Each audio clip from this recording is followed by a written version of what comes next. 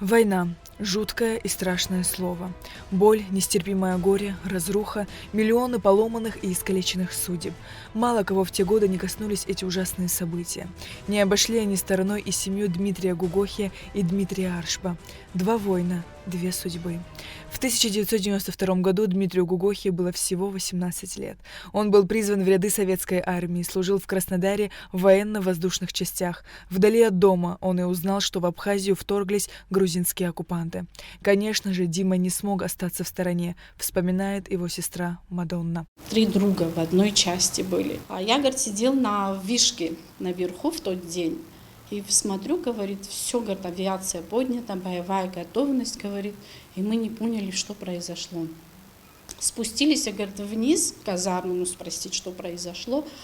Она, идеальная тишина, говорит, все молчат. Но все, говорит, знали, что началась война. Кто-то из начальников или из их друзей, вот этот момент я, правда, не помню, не выдержал, говорит, сказал, вы знаете, ребята, у вас на родине началась война. И мы, говорит, когда, говорит, мы услышали, зашли, говорит, сказали, отпустите, говорит, нас, у нас идет война. Не отпустили их. Тогда, не знаете, вот как-то умудрились сбежать. Втроем. Перешли границу, доехали до Гагры. А чемчирские ребята плохо знали западную часть Абхазии. Выйдя на первой остановке, они буквально пошли туда, куда глаза глядят. Пошли по той дороге, но они заблудились. Заблудились вот втроем по лесам, по долам. Как говорится, две недели, говорит, мы ходили. Не голодные, говорит, воды нет, говорит. Голод еще ничего, говорит, мы находили, говорит, вот так лужайки, говорит, вот где плавали головастики, да, вот так отгоняли, говорит, вот с болота, говорит, вытаскивали воду. И вот чтобы выжить, говорит, жара еще была. И мы, говорит, пошли, ну идем, говорит. Идем и как-то случайно увидели, говорит, тропу. И мы, говорит, тогда поняли, Господи, здесь, наверное, где-то есть жизнь. Удача была на их стороне. Они встретили пожилого абхаза, который пас скот. Он их приютил и накормил. На следующий день, показав дорогу, благословил. Но не тут-то было. Там, где он служил, когда они увидели, что их эти солдаты сбежали, они приехали за ними на катере. Завязали их, ну как-то это же уже под трибунал они шли, сбежали с части. Военной части, еще это с российской части были. Ихние офицеры пришли, завязали их и обратно увезли в часть, обратно в Краснодар увезли. Посадили их на 15 дней, мы, говорит, посидели 15 суток. И сколько, говорит, мы сидели, говорит, все равно, говорит, подошли к ним, сказали, говорит, отпустите, говорит, вы, говорит, знаете же, у нас идет, говорит, война, мы, говорит, не знаем, где наши семьи, говорит, не знаем, и как, говорит, мы будем здесь служить, вы сами поймите, все равно, говорит, убежим. И они их отпустили. По возвращении в Абхазию Дима с первыми добровольцами на вертолете прилетел на Восточный фронт. Встречу с братом Мадонна вспоминает со слезами на глазах. Я была в шоке. Никто не ожидал, что он именно прилетит на этом вертолете. И в тот вечер, в тот день очень много добровольцев было. Кабардинцы, осетины, столько ребят вот прилетело на этом вертолете. И он даже времени не имел с ним поговорить. Он говорит, потом будем говорить, сейчас, говорит, вы должны всех ребят обстирать, накормить, уложить. А их много было. Нигде не размещали, вот так по домам всех разместили. Вот первый бой на второй же день, как-то они должны были идти на наступление, там в деревне, в Миргула называлось наше село. И вот первый бой он принял там, и очень много ребят, тогда вот этих добровольцев в тот день погибло. Так начался военный путь 18-летнего юноши. Он был в группе Маркутского батальона на позиции СЭКа, командиром которого был кавалер ордена Леона Нукзар Зарандия. Был шустрый очень. Я его, значит, держал, постоянно боялся, чтобы он, самое главное, чтобы не погиб. Друзья характеризуют Дмитрия Гугохи как человека смелого, мужественного и дисциплинированного. Они ценили в нем не только профессиональные качества, но и верность, надежность, отзывчивость, честность и искренность. Дмитрий свято верил, что будущее абхазского народа будет безоблачным. Так считал и Дмитрий Аршба, в будущем супруг Мадонны, сестры Дмитрия Гогохи, который тоже с первых дней войны был на передовой. Я встречаю Диму. И Дима говорит, слушай, я устал без автомата по разным позициям ездить, там кого-то простить, что-то. Я говорю, Дим, давай к нам, ласточку. Баламута группу, автомат найдем, говорю. Даже если твоего не будет, будет который сменный, а потом трофей будет, и будет у тебя свой автомат. И вот он все время менялся с одним нашим товарищем. На 5 дней мы на смену уходим, он брал автомат, потом отдавал. И вот так. И в июне в Беде есть такая сопка Мишвели. Малый был за нами, а большой за грузинами. И вот мы, когда брали этот большой Мишвели, мы тогда еще 5 пленных взяли грузин. И вот тогда Дима взял свой автомат трофейный, уже у него стал свой личный автомат. Дима надежный парень был, знаете, я всегда знал, что если Дима рядом, всегда есть поддержка, всегда прибывает у тебя друг, который всегда с тобой, понимаете? На него можно было положиться, если он сказал, 100% делал. И у него такой характер был. У нас командир вообще группу создал Баламут, такой был Валера Пипья. А командиром группы был его зять Отар Ломи. Я всегда удивлялся. Отару, это вот любой бой. Командир, он мог бы там командовать, пойдите туда, пойдите сюда. Он первым шел всегда. И Дима всегда говорит, Гурам, от Отара, чтобы не отстали. Чтобы мы впереди были, мы, мол, Отара одного не оставим. И всегда старались мы за Отаром вместе, чтобы рядом быть и вот так. Военные истории передаются от старших, прошедших это страшное испытание поколений, к младшим, живущим в мирное время. Рассказы бывают разные, как о героизме, так и о любви и вере в лучшее. Одну из историй вспомнил Гурам. Проливной дождь, он с Дмитрием Аршба в окопе. Я в папахе говорю, ты весь мокрый, давай, говорю, мол, хочешь папаху дам? Нет, говорит, мол, сиди такой задумчивый. О чем думаешь, говорю? И он так запел песню Серова Мадонны. Он тогда уже влюблен был в нашу Мадонну, и он просто этот запел. Я говорю, ты что, парень, влюбился? Хорошая девочка, говорит. Я когда меня ранили, я после войны сразу вот там числа 2 или 3 на попутках забрался в Мачал, и мне говорят, Дима женился. Я первым делом сразу к ним смотрю, наша Мадонна рядом стоит. С будущей супругой Мадонны Дима познакомился во время войны. В августе 1993 года молодая девушка ухаживала за своим раненым братом Дмитрием Гогохи. В один из вечеров Мадонна вышла во двор больницы и присела на лавочку. Тогда к ней подсел и Дима Аршба. 3 сентября я вышла замуж, и через 27 дней закончилась война. Через 2 недели начались широкомасштабные наступления, они все ушли на фронт. И вот его ранили, его привезли, в Кочарах его ранили, его привезли в больницу. Друг его все время издевался надо мной, вот Гурам, он говорит, песню, оказывается, пел все время, снова дождь рисует мне на заплаканном окне. А брат Мадонны Дима Гогохи со школьной скамьи был влюблен в Эльвиру Герги. Они много лет поддерживали общение, и даже во время войны, несмотря на все сложности, Дима писал ей письма. Будет все нормально. Осталось совсем немного. Скоро закончится эта проклятая война. Мы за победу будем бороться до конца. Во время войны Эльвира была в Пицунде у бабушки. Она как сегодня помнит. Не успели объявить о победе, как Дима был у ее порога. Он раньше моих родителей приехал за мной в Пицунду. И мой дядя, я, тетя, у нас его друг, и нас привезли домой. А я в семье единственная дочка была. И вы представляете, мы заезжаем, и мама и папа, даже тяжело говорить, не поняли, когда меня увидели, ворота открыли, и увидели меня, и увидели его, и не знали, что сказать. А родители об этом все знали, что мы общаемся.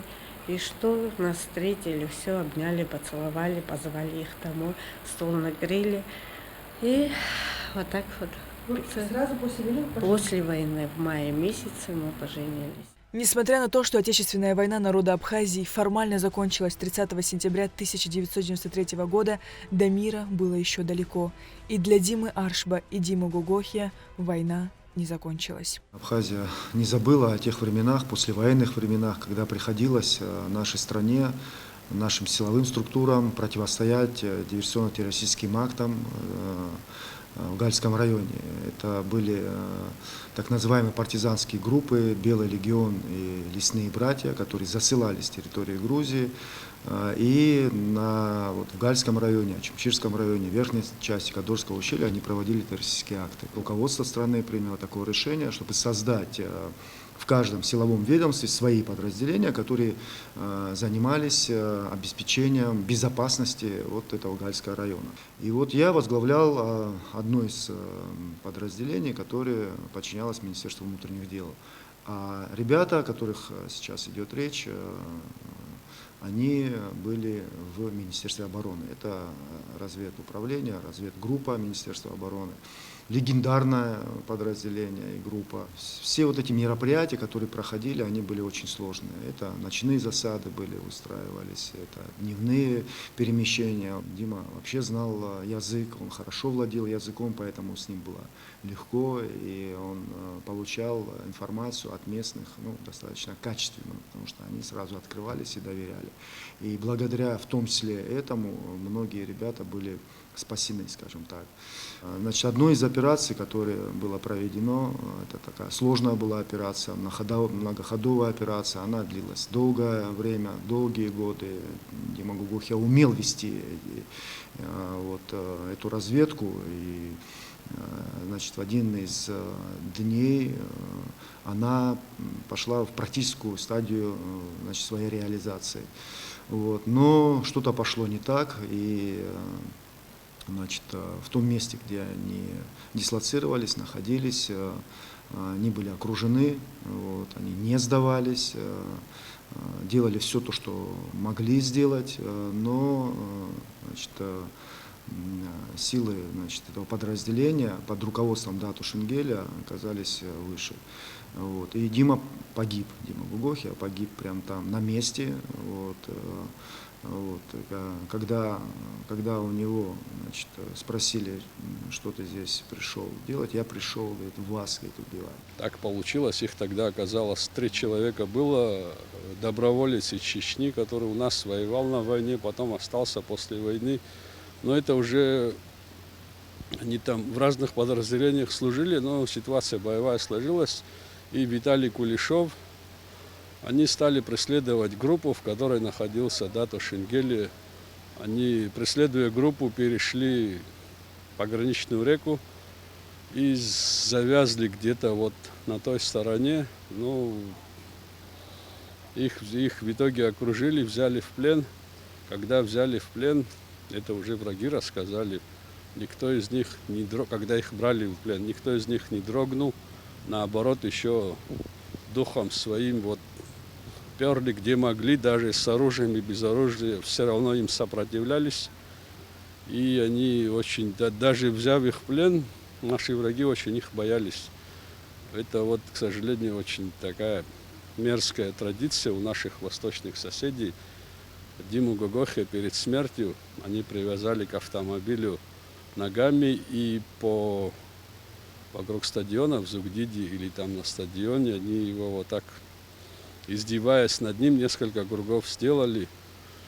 И уже последние минуты жизни Дато Шенгеля опустился к нему и говорит, как ты сожалеешь о содеянном? Такой он переломанный был, он ему еще плюнул ему в лицо, это было последние моменты его жизни. Виталий Кулешов, я как знаю, там тоже его очень серьезно запытали, и когда тело вернули, оно было без внутренних органов. Если я скажу, что были прекрасные войны, это вообще без всяких преувеличений. В моей практике это были одни из лучших воинов. Это были войны с умом, которые умели думать и принимать решения. Очень ответственные люди. Они могли командовать взводами, были подготовленные люди, очень подготовленные, очень отважные люди. И прошедшие, через много чего прошедшие. Вот. Я их, конечно, в большей степени знаю как бойцов спецназа. Это были люди, отчаянные люди. Там кого попало, туда не берут. Там просто солдат там не нужен. Там нужен лучший, самый лучший, и они были такими. Вот. Просто это люди той профессии, о которых ни при жизни, ни при смерти не говорят, чем они занимались. Они занимались особыми заданиями, особыми поручениями, которые потом остаются секретом для всех. Дима Аршба погиб после задания. Они выполняли определенную работу в Гальском районе. На обратном пути при возвращении по трассе они попали в засаду и получил ранение, пулевое ранение в голову. Вот так вот он погиб. А эти ребята, на самом деле, они уникальные ребята были. Молодые, горячие, как мы все. Но они свою жизнь посвятили своей родине, отдали жизнь этой родине. Они есть настоящие герои. Я считаю, тот, кто за родину погиб, каждый из них герой. 2 бойца за свободу и независимость Апсны сняли военную форму только после гибели. Они оставили свое красивое продолжение в лице своих детей.